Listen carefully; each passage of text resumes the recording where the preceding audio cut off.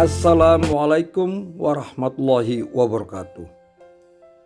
Jumpa lagi kita para petani maju Indonesia. Saya mendoakan kita semua pada hari ini berada dalam keadaan sehat walafiat, serta semua kegiatan dan kerjaan yang kita lakukan semua sukses, berjalan lancar dan sempurna.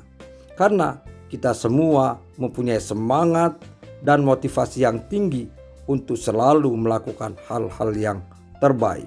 Dalam pertemuan kita kali ini, kita akan secara khusus membahas masalah batang pada tanaman jagung.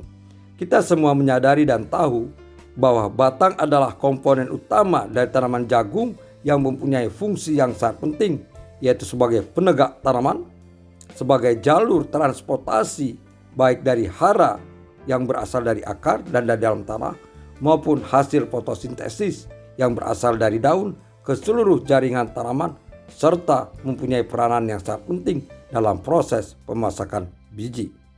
Dan batang cukup rawan terserang gangguan dari luar, baik dari hama penyakit maupun dari angin atau faktor lingkungan. Untuk itu, kita harus bisa memaksimalkan fungsi batang dengan cara memberikan dia kekuatan, sehingga batang menjadi sehat, batang menjadi kuat, batang menjadi kokoh dan tahan rebah.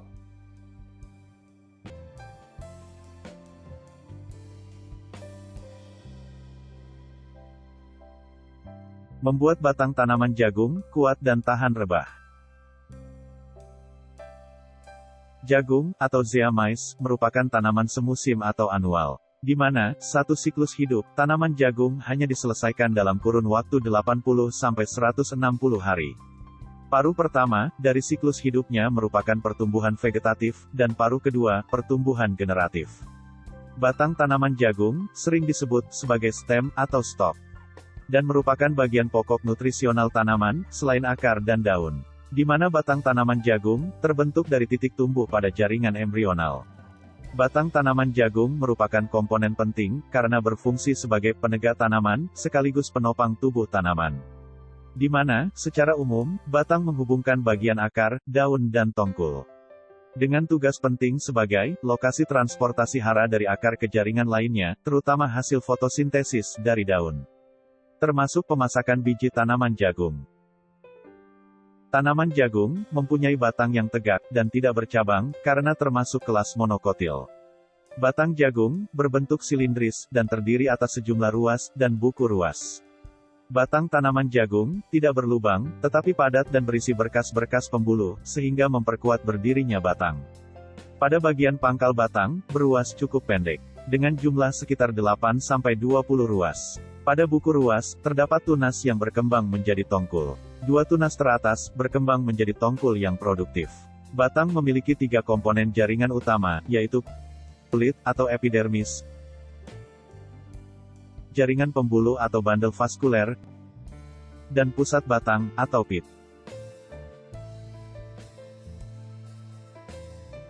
Genotipe jagung, yang mempunyai batang kuat, tahan rebah dan kokoh, biasanya memiliki lebih banyak lapisan jaringan sklerenkim berdinding tebal di bawah epidermis batang, dan sekeliling bandel vaskuler.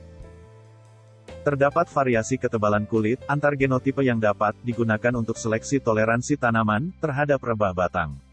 Tetapi, pada jenis tanaman jagung, atau varietas yang genotipnya tidak memiliki lapisan berupa jaringan sklerenkim yang berdinding tebal, maka tanaman jagung, varietas tersebut, akan mudah rebah, atau stem lodging. Kerebahan pada tanaman jagung bisa berakibat fatal bagi budidaya tanaman secara keseluruhan, dan bisa mengakibatkan kerugian. Kerebahan yang terjadi, misalnya, akibat angin kencang, tetapi tidak menimbulkan patah, atau batang tidak patah, masih memungkinkan bagi tanaman jagung kembali tegak dan tumbuh normal, terutama bagi batang yang memiliki lapisan jaringan sklerenkim tebal. Tetapi bagi varietas yang tidak memiliki jaringan sklerenkim, kerebahan tanpa patah batang, masih perlu dipertanyakan untuk bisa tumbuh dengan normal kembali. Mengingat secara umum, batang jagung tidak mengandung lignin. Untuk itu, dalam pertemuan kali ini, kita akan membahas bagaimana budidaya tanaman jagung dengan batang tanaman yang kokoh, kuat dan tahan rebah, sehingga bisa menjalankan tugas dan fungsinya dengan baik. yaitu A. Pemilihan benih yang unggul dan bermutu. Pastikan varietas yang dibeli memiliki jaringan sklerenkim yang tebal secara genetik. Untuk mengetahui hal ini, biasanya ditandai dengan kulit batang atau pelepah daun yang memiliki bulu halus atau miang dan tidak licin. B. Melakukan perlakuan benih atau seed treatment, yaitu menggunakan fungisida dan insektisida yang disarankan untuk perlakuan benih. Pilih produk yang secara alami, selain mengendalikan organisme pengganggu tanaman atau OP, juga memiliki efek sebagai zat pengatur tumbuh. C. Memberikan pupuk lengkap, terutama sebagai pupuk dasar, yaitu hara makro, seperti nitrogen, fosfor, dan terutama kalium. Sedangkan untuk daerah tertentu, yang memiliki lahan penanaman sangat terbuka, dan berpotensi angin sangat kencang, sebaiknya dibantu dengan pemberian pupuk daun, selain mengandung hara makro, juga memiliki kalsium dan boron, yang tinggi. D. Arah barisan penanaman, yaitu, untuk daerah, yang memiliki potensi angin sangat kencang dan terdapat aliran air deras, pada tepi tebing dan padang rumput, sebaiknya arah barisan penanaman, mengikuti arah angin. Sehingga tidak ada barisan yang menghadang arah angin. Misalnya arah angin adalah timur-barat, maka arah barisan penanaman adalah utara-selatan. Semoga bermanfaat.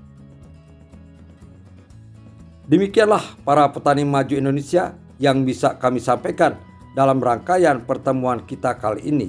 Semoga bisa difahami dan dimengerti, serta menambah wawasan kita betapa pentingnya semua komponen tanaman yang ada dalam tanaman.